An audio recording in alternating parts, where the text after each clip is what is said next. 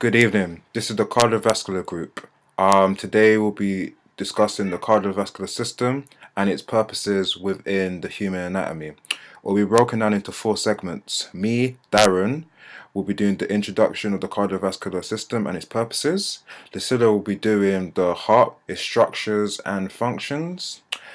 Arjun will be doing the blood vessels, and Alani will be doing the electrical activities and the Wiggers diagram.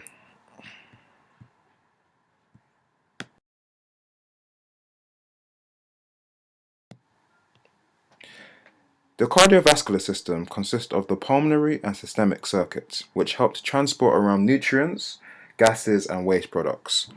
This contributes to protecting the body from any infections, helps to keep the body at homeostasis, which is the optimum temperature of the body, which Arjun will be discussing in his presentation, and also helps to maintain the equilibrium of water content within the body.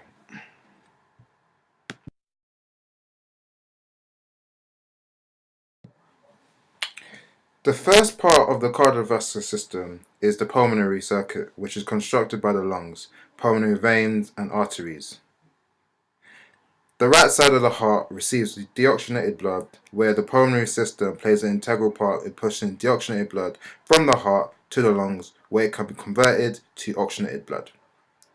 The second part of the cardiovascular system is the systemic circuit, which is made up by the heart and all the remaining arteries, capillaries, venules, and veins in the body, which are discussing in his presentation. The left side of the heart receives deoxygenated blood, where the circulatory system plays an integral role in pushing around deoxygenated blood from the heart to all the tissues, muscles, and organs in the body. This provides them with the nutrients, gases required for optimum function.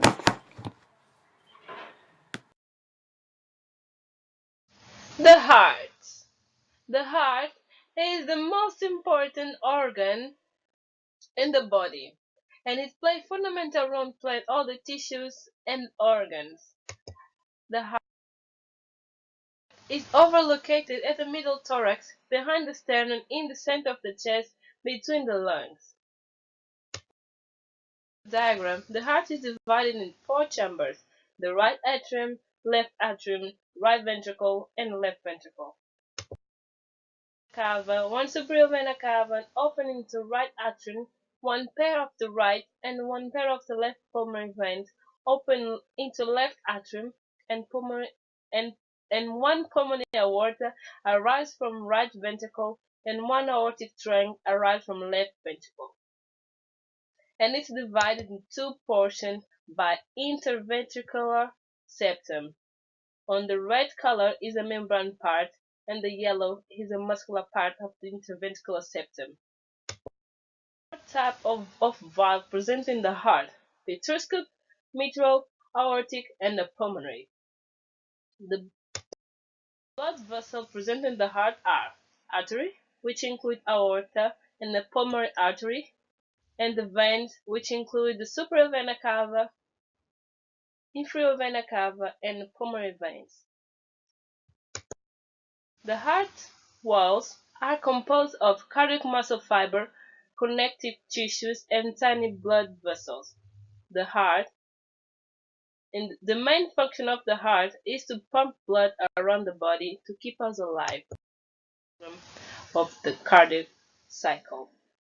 The heart is a very efficient muscle pump. It receives the oxygenated blood from the body and oxygenated blood from the lungs, and pumps the deoxygenated blood from the lungs and oxygenated to the body. Pumping action of the heart is known as a heartbeat.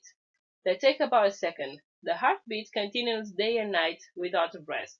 A heartbeat is a two-part pumping action, and a systole phase. It's called expansion. It's when the oxygenated blood comes into the heart from body and oxygenated blood from lung.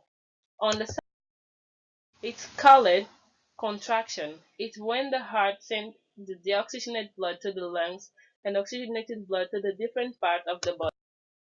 Heart is on average male is 300 grams, and the female is 250 grams. The heart The size of the heart is roughly like 12 times 9 centimeters. It's a little larger than a fist pump.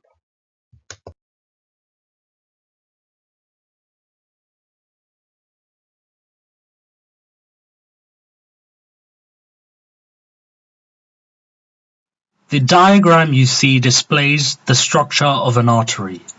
All arteries have three layers, which are the following.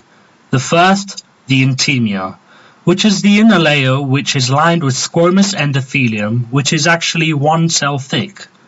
The second, the intermedia, which is a layer of smooth muscle. Third, the adventia, which contains connective tissue.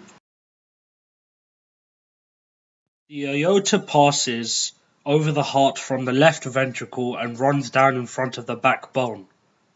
The carotid sinus contains pressure sensors that are commonly used by first aiders during a myocardial infarction, which is also known as a heart attack, to lower the blood pressure. As the arteries are the primary site of vascular resistance, they reduce the pressure of the blood from the arteries to allow nutrient and gaseous exchange within the capillaries. Venules. At the site of an infection, venules which have thin walls release white blood cells, such as macrophages. Venules also play a role in maintaining extracellular fluid. Measurements of the internal jugular can show the amount of blood that is returning to the heart and the overall performance of the heart.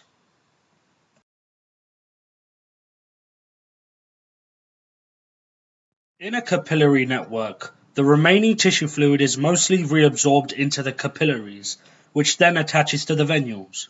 Tissue fluid is linked in with the lymphatic system of the body.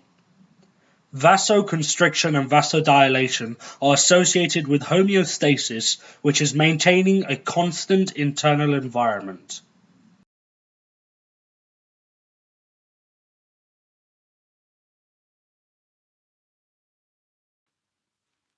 Here we're going to talk about the electrical activity of the heart.